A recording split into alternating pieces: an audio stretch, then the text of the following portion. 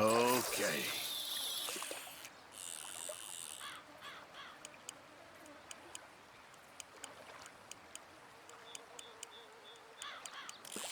That's it, I think, yes.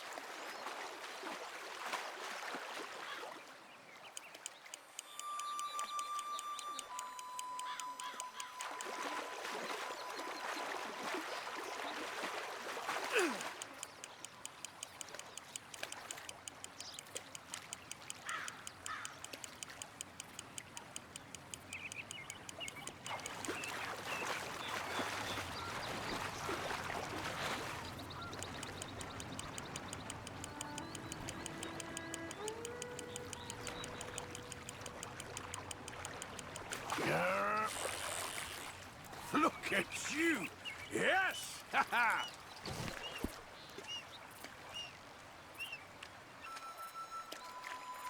Yeah, you can stay.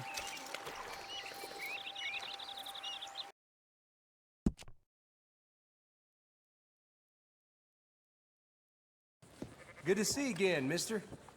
Mister? What's to send?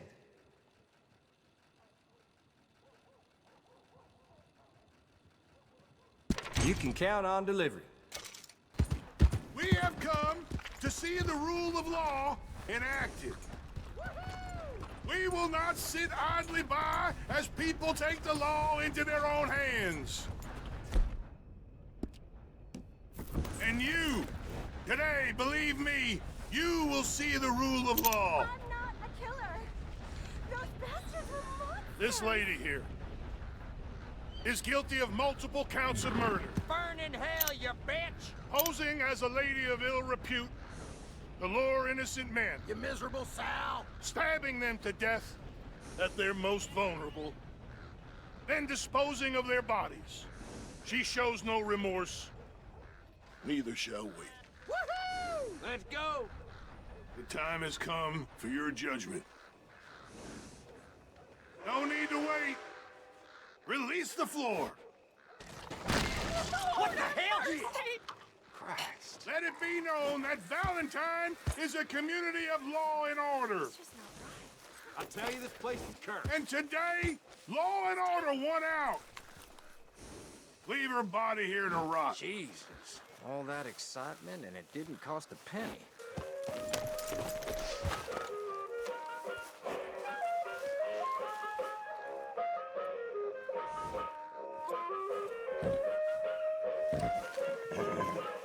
Hello, can I help you?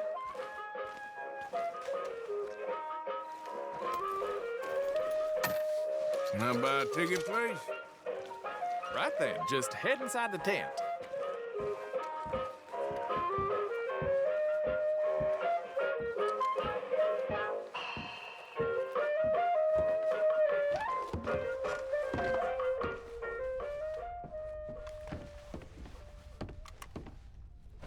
Welcome, one and all, to the remarkable example of modern entertainment at its finest. Now, most of you young'uns, I'm sure, know about our great national hero and pioneer, Josiah Blackwater. Him that gave the town of Blackwater its nomenclature. You see, only about 100 years ago, weren't nothing here but big old forest, ferocious beasts, surly savages, arid deserts, and unconquered mountains. The West, well, the whole West was untamed. Your mama probably told you bedtime stories about Josiah's many adventures. But I'm gonna tell you a story you ain't likely to have heard about his possum hat. Now, Josiah Blackwater was born in the year of our Lord 1782 in a log cabin just west of Ansburg. He was a special boy. His pa gave him his first rifle when he was 3 years old. Boy, he took to it right away. He exclaimed, "There's a whole mess of critters out there in them woods that aim to eat us, so I'm gonna consume them first." Yes, sir. He really took to killing all manner of things. He was such a keen shot. One morning, he was sorting up some winter turnips for the root cellar when a big old bear and her cubs came in the kitchen hunting for food. It had a mind to eat up all the jams and preserves. Josiah grabbed that bear and wrestled her to the ground and squeezed and squeezed and squeezed. He whooped the tar clean out of that big old critter. Then he tied her up and grabbed them cubs and ground them into sausages while the mama bear watched. That's fine eating. His ma and pa knew right then he was cut out to be the finest wild frontiersman that ever drew breath. But first, they wanted him to get some book learning. After only 3 days of attending school, Josiah beat the living daylights out of the class bully and announced to his daddy that he was tired of ciphering and mathematics on account it's only good for adding up the number of critters or Indians you can kill. So he ran away from home and headed west. Now, these lands were occupied by savages then, and when Josiah Blackwater came scouting through, he recognized it to be a land of splendor, wasted on those that couldn't appreciate it on account of worshiping false idols. He got rid of all them pesky buffalo, and thereby ensured those infernal Injuns didn't have nothing to eat. Of course, that got them mightily riled up, so he had to slaughter all of them too. Just like his daddy had once done to the Redcoats in 1775. Right about that time, he met an Indian girl he took pity on account of having annihilated her family. She was 12 years old, and so he took her as his wife. She gave him 2 sons before she died of typhus. Now, y'all know that Josiah Blackwater wore a possum for a hat, but most don't know how that came to be. Well, one day, old Josiah was riding a couple of alligators down the Lanahatchee River, riding, standing up, and shooting eagles right out of the sky, when he sees a big old mountain lion about to eat a possum. Josiah grabbed that mountain lion by the tail and wrestled it till it was plumb dead. Well, that possum really took to Josiah. Followed him around like a dog loyal to its master. Yes, they had a lot of adventures together. Now, Josiah never cried a day in his life, but he pert near did on the day that possum passed, for they were mighty fine friends. So he skinned it and made it into a hat. Back in them days, a possum skin was as good as money, but he never parted with that hat, not even for $10.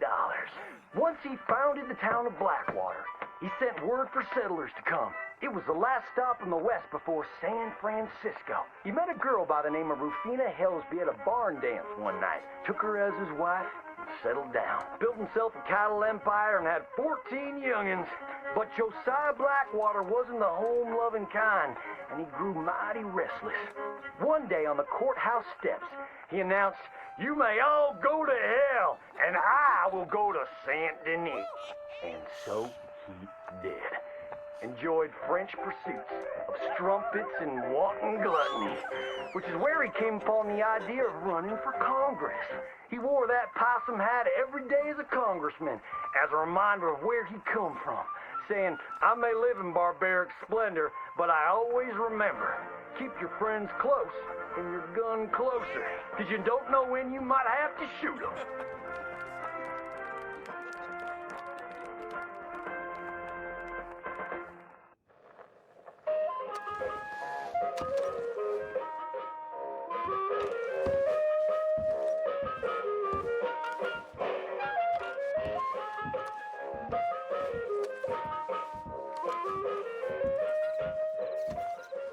Hope to see you again.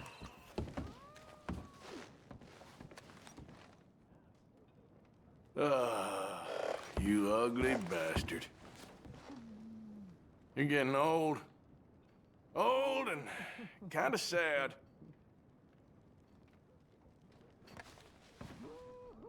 No wonder they all leave you. You sour-faced idiot. You ain't fooling no one. Picture of this city back east. They got these buildings taller than mountains.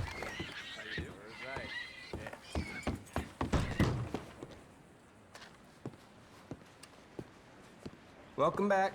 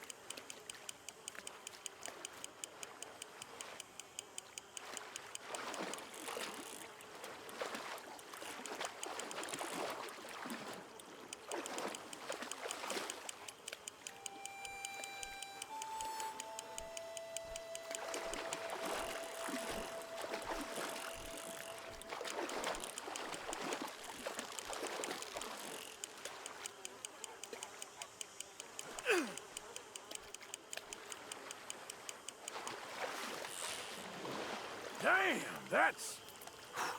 you! All right.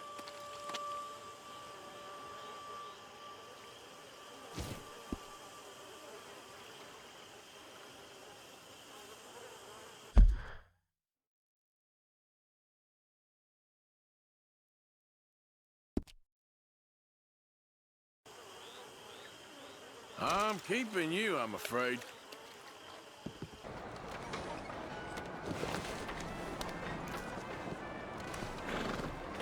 Welcome back. Good to see you again. You got postage? It all set to go? I'll take care of this one for you.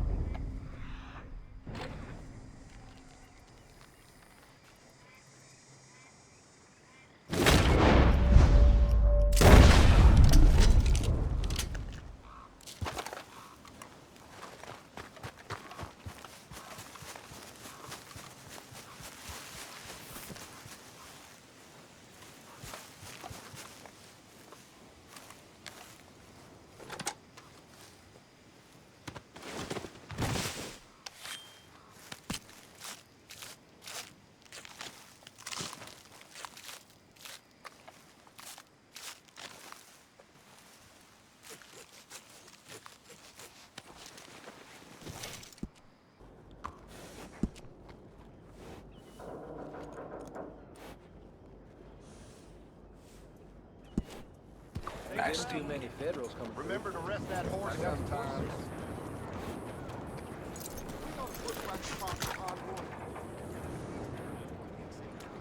Okay, girl.